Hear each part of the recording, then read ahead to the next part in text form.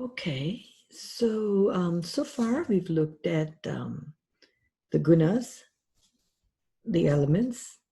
We've looked at karma, all these contributing factors to our mental and spiritual health.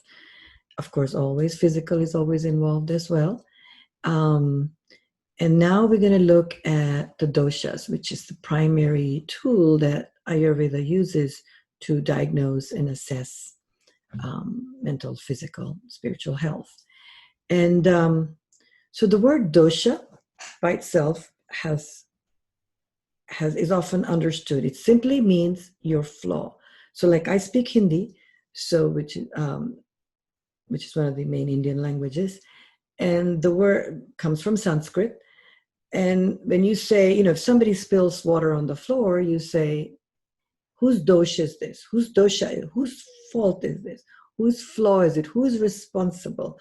So in a way, dosha is means your flaw or your hubris, fault as well, if you want to call it that. And so I think if you understand it from that point of view, but it's not fault in the sense of, you need to, what Ayurveda, all of Vedic sciences were very interested in adaptation. They knew that we all have hubris, we all have flaws, we all have faults. Much like the Greek tragedy, remember the Greek hero, there's always this fatal flaw, and we all have it. So they were teaching us about adaptation. What do we do? How do we adapt to, so our constitution, in a sense, our constitution is a dosha. It's a flaw. And what they understood was that the predominant dosha will always tend towards excess. That's just the nature of the doshas. Now, the doshas go into excess mode when they are to function. So in order for me to function and teach you this seminar, this class, my Vata dosha and my Pitta dosha are definitely going to go into excess mode. So it's not necessarily bad. The problem occurs when we don't rebalance out, when we continue to feed that dosha. So if I finish this class and then I go running and then I go jumping and I keep moving, because speech is a Vata dosha. It increases speaking increases Vata dosha, as we will learn. So anyway, so doshas are just our hubris, our flaws, and they tend towards excess. And, we know today, social media, we've been seeing social media, people who constructed social media were aware of that. They knew that these doshas exist. I mean, they didn't know doshas exist, but they knew that they could exploit the human nature, which tends to go towards excess.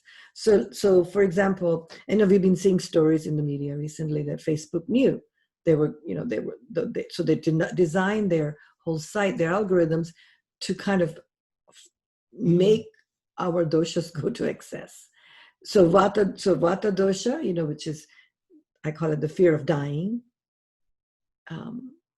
because it's really our nerves, it's our nervous system that wants to, in some ways, it's constantly moving. It wants to take in all this data. It wants to play safe. It wants all this information. And if I can just get enough information, then I'll be safe. And Vata dosha is always on the alert to see the danger around. But so, if you're on Facebook, Vata loves information. It loves more and more, like I can't read enough articles on this, or just it loves information, it loves data. So there so if you're a Vata dosha, your addiction will come with your addiction to the data, the information that you can get on Facebook. If you are Pitta dosha, fear of not being special, well, they put something in for that as well, the likes. It's waiting for the likes. And I'm not saying Vata doesn't like the likes either. I'm showing you how these doshas work in our consciousness, is using social media as an example.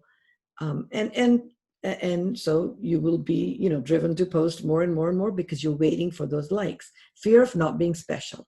I'm just showing you how these doshas exist in our mind, not so much in the body now, because most of you know, Pitta dosha, the physical side of these doshas. But I think most people don't learn the mental side. So fear of not being special. That's the nature of the Pitta dosha. Kapha dosha, fear of not being loved. Also, Kapha tends towards sort of dullness and retreat in some form or the other. It's not a very active dosha. Unlike the Vata and Pitta doshas are very active.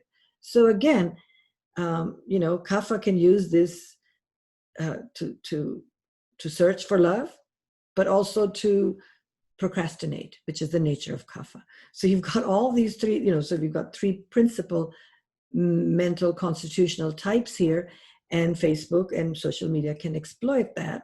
Not blaming Facebook, I'm just showing this is the science of the Vedic seers is it's not exclusive only to that time. It applies today as well. So doshas can go to excess, and there we are. We're just what they call it, doom scrolling, just scrolling. But different doshas will be doing it for different reasons. So that's sort of the introduction here for how these doshas can work, some examples of how they can work in our consciousness. Now let's look at them a little bit deeper, and then the third part of the class will go into how do you pacify and keep these doshas from getting aggravated, so that doesn't go into disease mode.